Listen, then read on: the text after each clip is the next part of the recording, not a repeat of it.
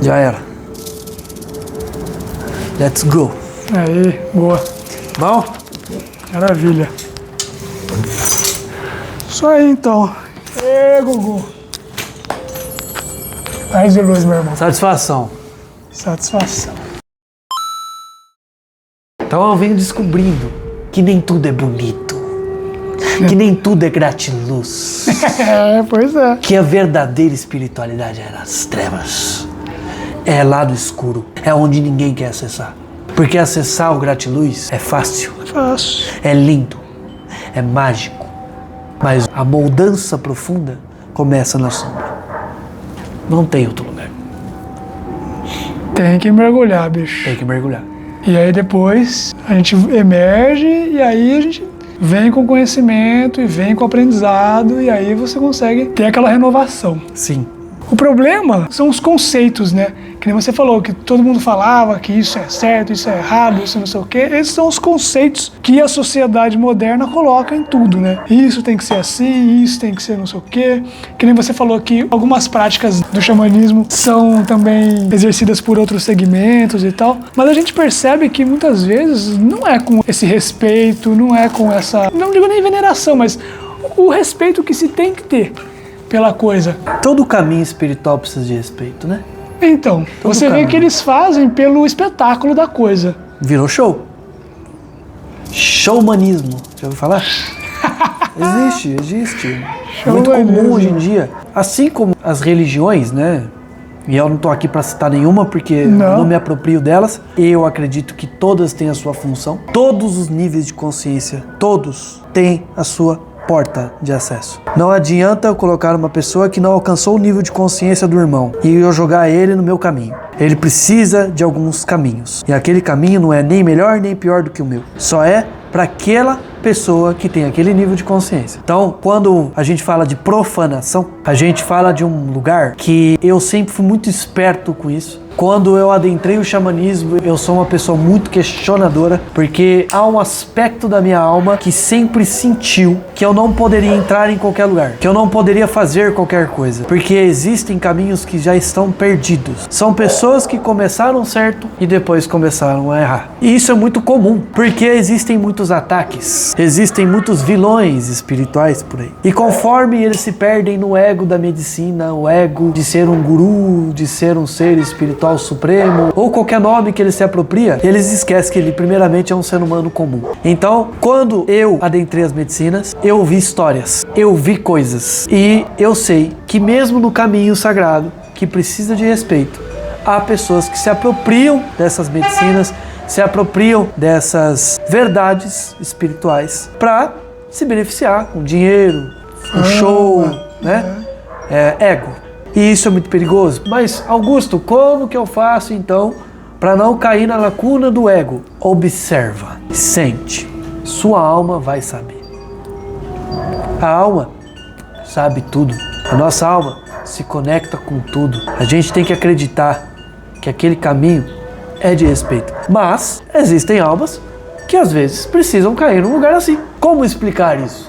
Algumas almas precisam cair na profanação para entender o que é sagrado. Algumas almas precisam cair em lugares escuros, difíceis, para aprender. Então não existe caminho errado. Existem escolhas.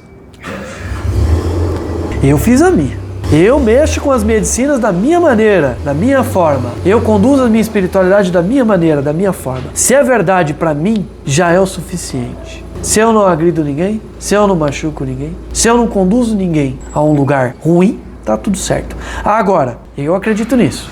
Se eu apropriar da medicina e começar a facilitar ela para outras pessoas, a responsabilidade é muito maior. Porque aí eu vou estar mexendo com um lugar mais sagrado ainda, mais antigo ainda. E eu vou ser cobrado pela espiritualidade a fazer isso de uma forma muito mais digna. Então eu acredito que quem segue o caminho da verdade e da justiça espiritual não vai se acometer ao erro de profanar o sagrado. Porque se o fizer, pagará um preço. E tudo tem um preço. Então, É interessante, né, isso que você falou, você tem uma responsabilidade não só para consigo mesmo, quando você usufrui e faz a sua prática, mas quando você envolve um terceiro, você meio que responsabiliza por ele também. Sim. Claro que essa pessoa também tem a própria responsabilidade. Sim, também. Do que ela vai fazer com aquilo. Mas o caminho de quem já trilhou sabe os obstáculos que lá estão. Então, se eu for oferecer uma medicina para alguém, no mínimo, eu preciso saber que pé de preparo espiritual essa pessoa está. Um mínimo de conversa ali eu vou ter com esse ser. Eu não posso simplesmente abrir espaço para uma pessoa que nunca consagrou a ayahuasca, que nunca teve acesso a uma terapia, que nunca teve acesso a nenhum tipo de desenvolvimento espiritual, adentrar um caminho tão profundo. Porque eu creio que há uma responsabilidade em acolher as pessoas. E tem pessoas que estão em processos muito difíceis e que às vezes buscam a medicina por desespero. E muita gente chega na medicina por desespero. E se eu usar e apropriar dessa medicina para simplesmente ganhar dinheiro, Aí está profanando. provavelmente não seja esse lado que é necessário. Então, acolher esse irmão primeiro, analisar a vida dele, conversar, dar um ombro amigo, esse é um lado meu que eu acho necessário. Existem várias vertentes, existem várias formas de você acolher esse irmão. Assim como na Umbanda, quando você vai lá procurar as 7 linhas, conversar com um preto velho, ele vai respeitar o seu caminho, ele vai falar com você, ele vai te acolher. Eu acredito que o xamanismo também tem que começar a fazer isso. O xamanismo também tem que se responsabilizar de saber em que pé aquele irmão está e quanto de preparado ele está para receber esse espírito sagrado da ayahuasca, né? Receber as medicinas com amor, com privilégio, com esse mesmo cunho, com esse respeito que hoje eu tenho. Eu tive um grande processo no rapé. A primeira vez que eu acessei, eu traumatizei totalmente. Por quê? Eu não queria de jeito nenhum, porque eu tinha um processo com o meu ego muito grande. E eu não sabia o quanto isso aqui ia me derrotar, o quanto eu ia ser colocado de frente comigo mesmo. E o quanto aquilo foi forte para mim. Então eu fiquei 1 ano sem consagrar rapé, após o acesso. De tão tamanho que foi o processo. Que a gente no mundo xamânico a gente chama de peia espiritual. Que é a famosa pancada. É onde lá você leva o que você merece ali, que você precisa olhar. E eu acredito que as coisas não precisam ser tão dolorosas. Eu acredito que se eu tivesse sido mais bem orientado, informado, eu não precisaria ter passado por um processo tão difícil. Então eu acredito muito nessa vertente, sabe? Que a gente pode direcionar as pessoas de uma forma muito mais carinhosa, acolhedora. E que sim, uma hora ela vai passar por isso. Mas que ela esteja sabendo que tem alguém do lado, que ela não está sozinha, que ela pode passar por aquilo, acompanhada por alguém, né? E essa pessoa, quando chegou na minha vida, Francine, meu amor, chegou, me acolheu, me ensinou o que era rapé, me ensinou o sagrado da medicina, me colocou, me fez chorar, me ensinou do zero a respeitar a medicina. Foi aí que eu entendi o que era rapé. Foi aí que eu entendi o que era sagrado. Primeiro eu precisei passar por um processo difícil. Depois eu tive que me permitir novamente a passar pelo mesmo processo. Olha que loucura, né? É. E entender que esse caminho não é para sofrer. Eu escolhi sofrer. Porque eu aprendi a vida inteira que sofrer é bom. Entendeu? É, assim, mas na primeira vez, que não foi tão tranquila, né? Foi bem até traumática para você. Sim, foi. Você acha que esse processo foi assim devido ao seu despreparo, a sua sombra interior, Também. ou porque você foi mal orientado, ou os dois? Tudo junto. Tudo junto. Uma combinação. Uma combinação. Acredito que a minha alma já sentia a medicina de alguma forma. Nós não viemos dessa vida só. Se eu tenho acesso a essas ferramentas, é porque em alguns momentos da minha alma, provavelmente eu já acessei. Então, quando eu tive a primeira vez o acesso ao rapé, eu senti que aquilo era muito importante, difícil. Eu estava com medo. Eu sabia que eu estava com medo. A minha resistência àquilo já era um alarme, já era um alerta. Então, por eu ter sido influenciado, por eu não ter sido orientado da mesma forma, me levou a esse caminho. Mas aí, entendendo assim, foi necessário também. Tudo é experiência. Tudo é experiência. Então, poderia ter sido diferente? Sim. Poderia. Mas não foi. E me ensinou. Tá tudo bem. Mas eu acredito que o caminho terapêutico, o caminho das terapias holísticas, o caminho do xamanismo, da cura ancestral, ele tem que ser um caminho do acolhimento. Não é o caminho do financeiro, não é o caminho do dinheiro. A gente entrou nesse caminho para ter uma perspectiva diferente de vida. Assim, não estou falando para o terapeuta passar fome, tá? O terapeuta, ele tem o trabalho dele, ele tem o servir dele e deve ser pago. Claro. Porque ele precisa manter o espaço dele, ele precisa pagar as contas dele. E ele está fornecendo a energia dele para que você possa ter uma mão amiga ali para seguir a sua caminhada. Isso é honroso, isso é necessário, isso é importante. Não me vê com esse papinho gratiluz aí, é espiritual, não deve pagar. Você deve pagar sim, ele está dispondo do tempo dele, da energia dele, do conhecimento que ele adquiriu para ele estar lá servindo a você. Então honre isso também, que é muito honesto. Eu faço parte de terapia há 4 anos e eu nunca desonrei a minha terapeuta por um dia não ter condições. Eu sempre cheguei nela e falei, o que eu posso trocar? O que eu posso fazer em troca? Se eu não tenho condição financeira, mas eu posso ajudar de outra forma. Eu posso me desenvolver e começar a acessar esse caminho também, a fazer de outras formas. Então eu acredito que a gente pode chegar a lugares muito profundos. O espiritual é sagrado. Cada dia mais eu venho percebendo isso. Cada dia mais eu vou me aprofundar nisso. Toda vez que eu vou lá no benzimento, toda vez que eu vou lá me dispor a estar lá e ajudar meus irmãos, e eu não sou Jesus, eu sou um ser humano que me dispõe como ferramenta para que esses seres espirituais possam chegar e atender as pessoas que necessitam. Eu só sou uma ferramenta, mas eu sou uma ferramenta que uma semana antes preciso me afirmar, preciso me ancorar, preciso pitar meu cachimbo, preciso me concentrar, preciso me dispor. Quando eu marco lá de estar lá, eu não marco mais nada. Esse é o meu compromisso. Essa é a minha firmeza. Falar, eu vou fazer um reiki. Faço o reiki, vou embora, vou pro bar beber. Nossa. Não vai adiantar. Você pode fazer isso. Fica à vontade. Mas são mundos distintos. Não combinam. Faz parte para quem aguenta. E eu prefiro não aguentar. Falando um pouco dos elementos, né? A gente tem vários itens aqui. Opa!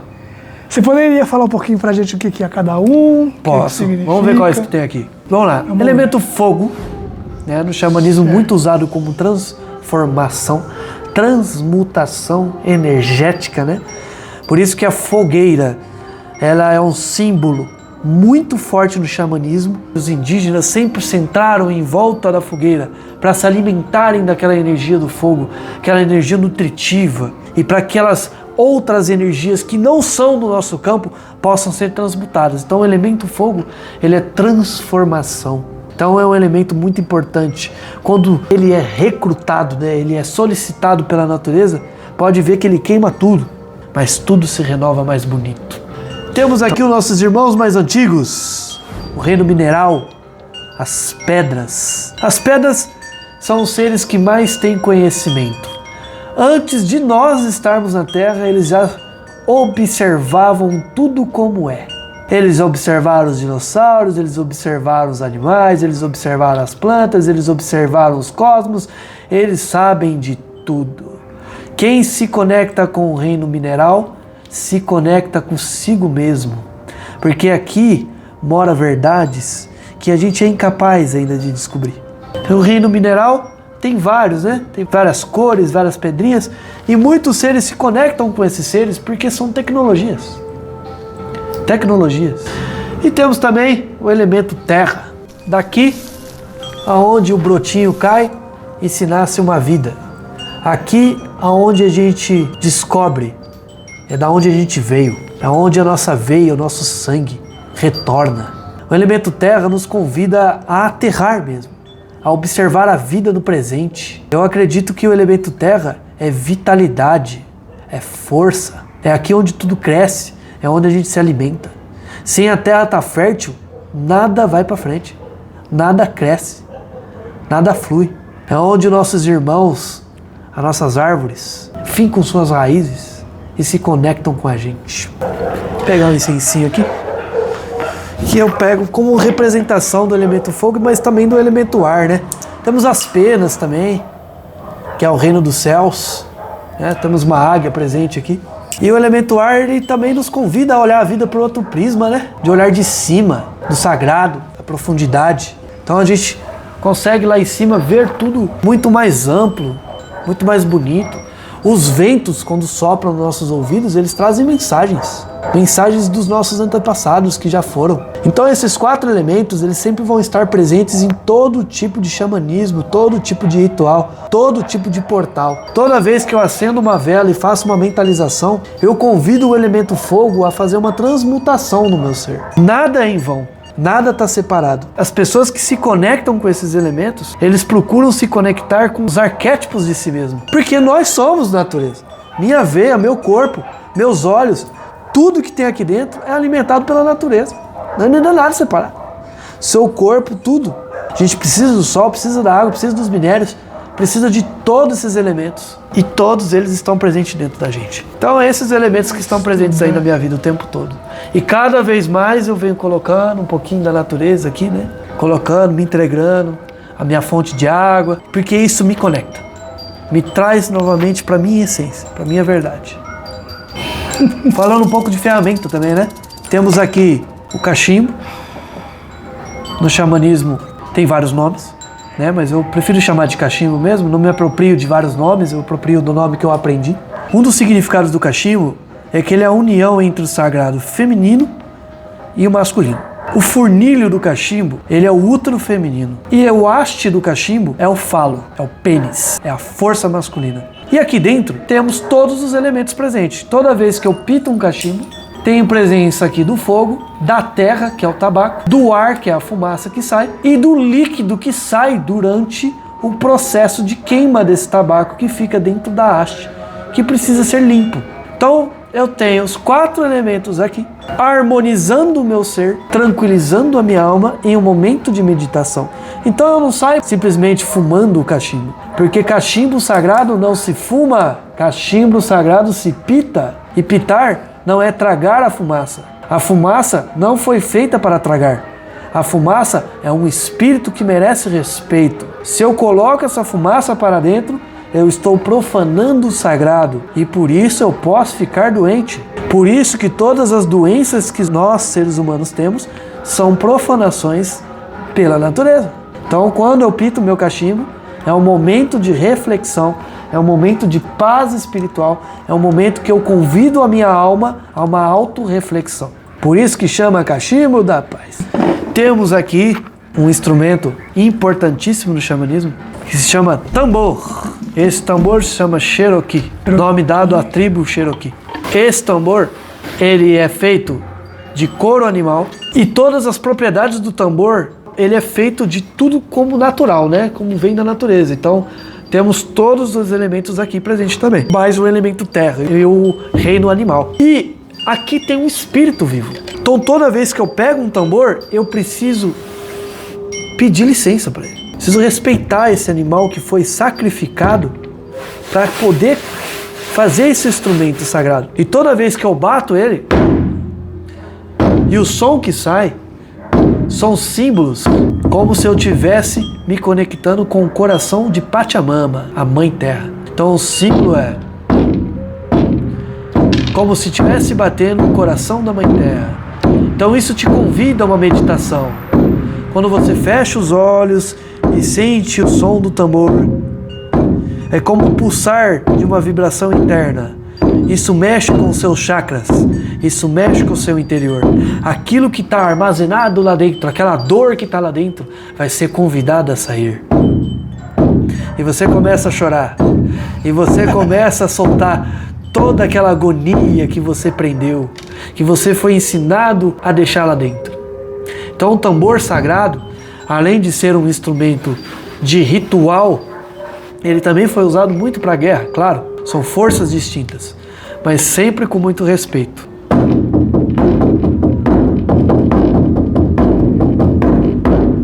Um instrumento muito bem utilizado. E temos alguns instrumentos aqui que são espirituais, né? Como por exemplo o Tomahawk. Eu utilizo o Tomahawk como um símbolo de força. Ele é um símbolo de poder, de força e vinculado ao meu ancestral ali. Então toda vez que eu vou benzer, eu preciso começar a levá-lo comigo. E eu coloco ele numa posição. E a pessoa que bate o olho, o arquétipo coletivo já sabe. Aquela pessoa já sabe que ali tem uma força ancestral presente. E temos várias ferramentas. Temos o maracá, que sempre foi muito utilizado, principalmente para os indígenas aqui do Brasil. É um instrumento de força também, que tem como função, junto com as músicas, os ritos, fazer o passo do pé ali batendo no chão. Então ele conduz o ritmo e cadência. Toda vez que você bate o maracá, e às vezes eles fazem rituais de 7 horas fazendo esse movimento e fazendo com força e conduzindo. Só que no benzimento se utiliza como uma vassoura de limpeza. E aí eu limpo a pessoa, consagro a pessoa. Então é um elemento muito poderoso, também feito muito natural. Tem costumes que falam que eles colocam a haste aqui do maracá dentro da terra e se conecta com a natureza. A partir do momento que o indígena tira esse maracá, é um convite para os espíritos ancestrais virem e chegarem. Então quando faz esse movimento, os espíritos da floresta escutam e chegam para bailar. E são eles que conduzem a gente durante o ritual as curas necessárias de volta para o coração da Mãe Terra. Então os espíritos da floresta, os animais de poder, né? A jiboia, o jaguar, o lobo, o urso, que são animais que estão sempre presentes em sonhos. Eles servem justamente para poder trazer para a gente uma visão.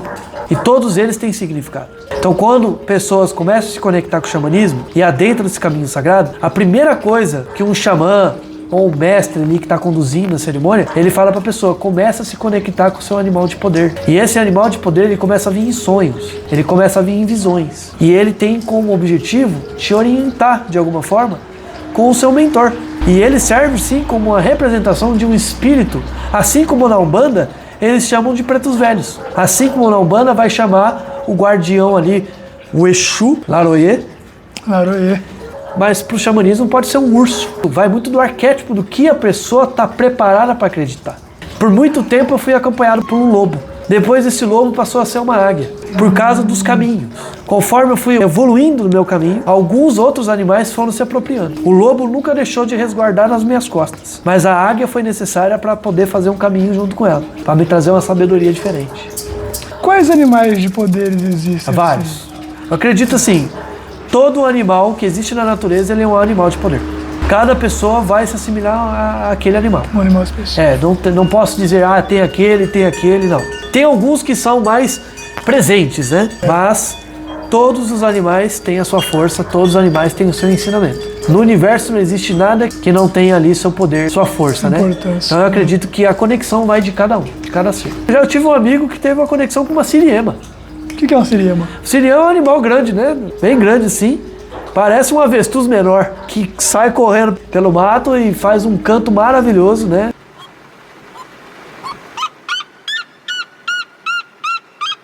Normalmente no cerrado tem bastante, né, da siriema. Uma colega teve essa visão e se conectou com esse animal, tatuou ela no corpo e ficou muito feliz, inclusive, com a conexão desse animal. Como que a pessoa pode se aproximar, se conectar do animal do poder dela? Meditação.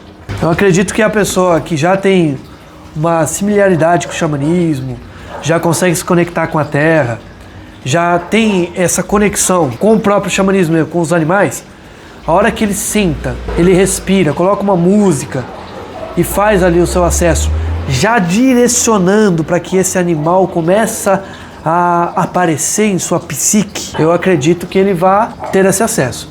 Em sonhos também. Eu tive muito acesso aos meus animais, né? Os bichos aqui, eles são dragões.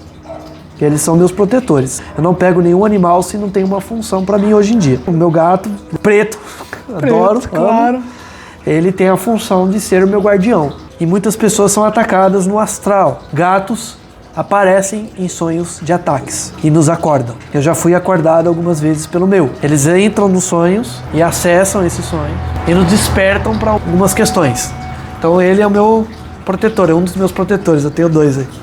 Então ele te acorda no corpo físico quando você está tendo um... Ele me acorda, ele bate na porta. E às vezes ele aparece em sonhos me dando alguns algumas coisas. Na psicanálise tem um estudo muito grande, aprofundado com sonhos, né? Através de Carl Jung, né? Isso. E ele fala que é importante a gente anotar nossos sonhos, observar os aspectos que aquele sonho nos traz, né? E eu venho estudando isso cada vez mais, porque eu acho esse universo fantástico. Eu acho que nada é em vão, nada acontece por acaso. E já que eu tomo as medicinas e adentro no meu interior, por que não acessar os meus sonhos? Buscar um entendimento das raízes dos meus problemas através dos sonhos, né? E você, Felipe, você teria coragem de adentrar as medicinas da floresta? Tem que ter coragem. Não só uma coragem, mas como um chamado. Eu acredito que é mais no cunho do chamado do que uma coragem primeiro.